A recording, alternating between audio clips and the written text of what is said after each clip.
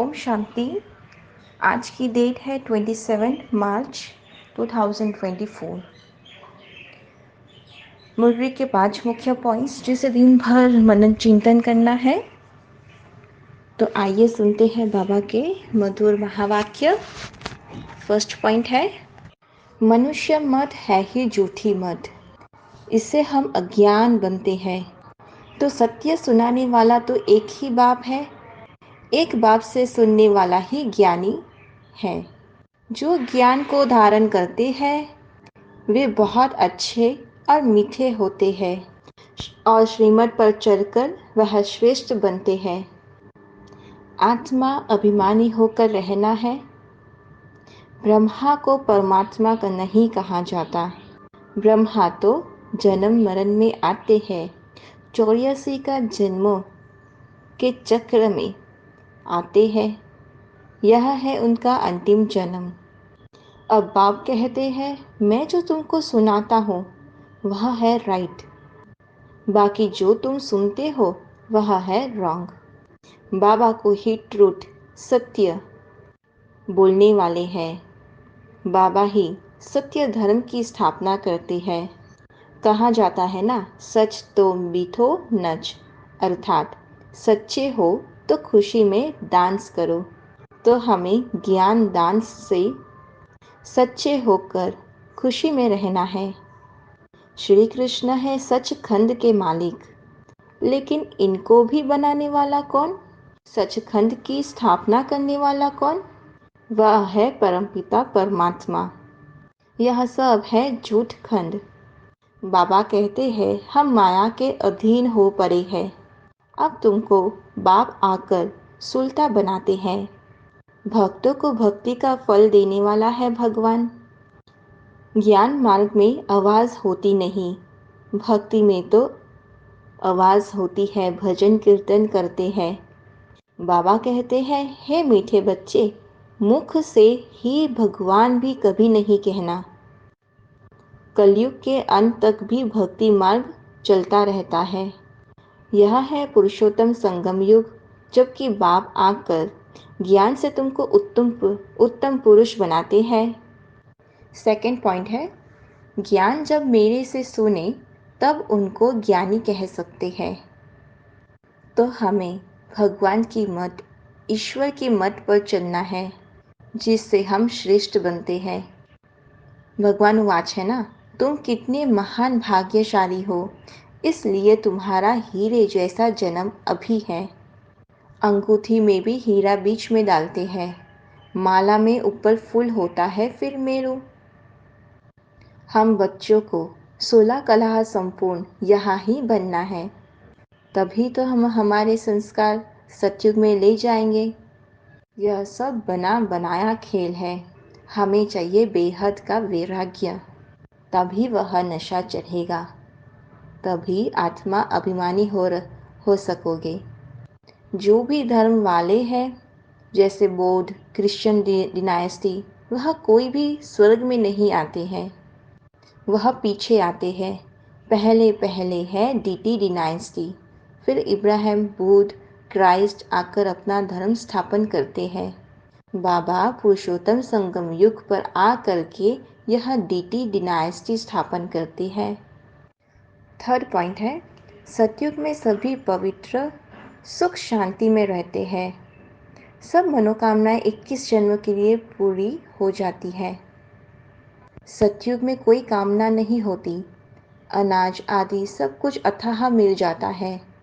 देवताएं कोई खारे जमीन पर नहीं रहते हैं। मीठी नदियाँ जहाँ थी वहाँ देवताएं थे। मनुष्य बहुत थोड़े थे, एक एक को बहुत जमीन होती थी।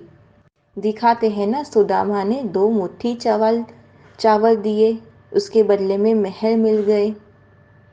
मनुष्य तो दान पुण्य करते हैं, ईश्वर कुछ लेता थोड़ी है, वह तो दाता है। ईश्वर तो दूसरे जन्म में बहुत कुछ देते हैं। तुम तो मुट्ठी देते हो, नई दुनिया में बहुत कुछ लेते हो। तुम अपना धन खर्च करते हो, फिर राजाई भी तुम ही लेते हो। बाबा तो है ही पतित पावन।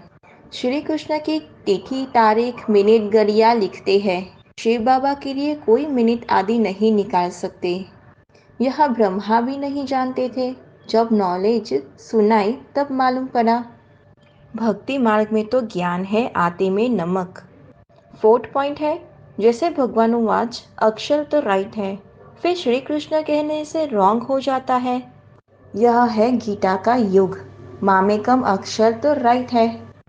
यह अनादि अविनाशी बना बनाया ड्रामा है। चक्र फिरता ही रहता है। यह ड्रामा है ही 5,000 वर्ष का। आधा में है सूर्यवंशी चंद्रवंशी और आधा में अर्थात 2500 वर्ष में बाकी और सब धर्म आते हैं। सतयुग में है ही वाइजलेस वर्ल्ड। हम अभी योग बल से विश्व की राजाई लेते हैं। क्रिश्चियन लोग कहते हैं हमको कोई प्रेर रहा है जो हम विनाश के लिए यह सब कुछ बनाते हैं। कहते हैं हम ऐसे बॉम्ब्स बनाते हैं जो एक दुनिया तो क्या 10 दुनिया को ख़त्म कर सकते हैं। बाप तो कहते हैं मैं तो हेवन स्थापन करता हूँ, बाकी विनाश तो यह करेंगे।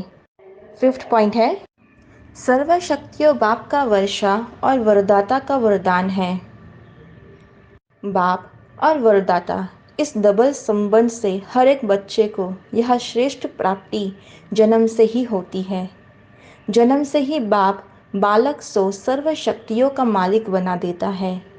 साथ साथ वरदाता के नाते से जन्म होते ही मास्टर सर्वशक्तिवान बनाए सर्वशक्ति भव का वरदान दे देते हैं। तो एक द्वारा यह डबल अधिकार मिलने से सदा शक्तिशाली बन जाते हैं। देह और देह के साथ पुराने स्वभाव संस्कार व अपनी कमजोरियों से न्यारा होना ही विदेही बनना है। जानकी दादी जी का आज पुण्य स्मृति दिवस है। वे 27 मार्च 2020 को अव्यक्त वतनवासी बने। उनके द्वारा मिली हुई अनमोल शिक्षाएं सदा हम सब के कानों में गूंजती रहती है। वह है, अपने ऊपर आशीर्वाद करनी है तो सूक्ष्म अभिमान को परख कर उसे जल्दी से ख़त्म कर दो। अपनी अवस्था को ऐसा अचल अडोल बना लो तो समय संकल्प जरा भी व्यर्थ न जाए। दुनिया के दुख दर्द दूर करने के लिए इनोसेंट और मीठे बनो। माँ सम्मान पालना करो। अधिक सोचने बोलने और चिंता करने से शक्ति खर्च होती है। साइलेंस में रहो तो शक्ति जमा हो। पर चिंतन व नफरत की निगाह को खत्म कर स्वचिंतन और प्रभु चिंतन करो। खुश नसीब व ब्लिसफुल रहना है तो बाबा की ब्लेसिंग्स लेते चलो। किसी की गलती चिट पर ना हो।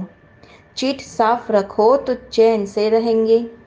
तपस्वी बनने के लिए त्यागी बनो। जरा भी इच्छा व आसक्ति ना हो। अपनी स्थिति ऊंची बनानी है तो याद में रहने का गुप्त अभ्यास करते रहो। साधारण बोलने व सुनने की आदत ना हो। अपनी सतोगुणी दृष्टि वृत्ति द्वारा आपस में सतोगुणी व्यवहार से अपनी संपूर्णता को समीप लाओ। अंतर्मुखी बन जाओ तो आठों ही शक्तियाँ सखी के रूप में साथी और सहयोगी बन जाएंगी।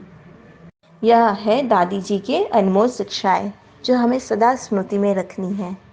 अच्छा, ओम शांति।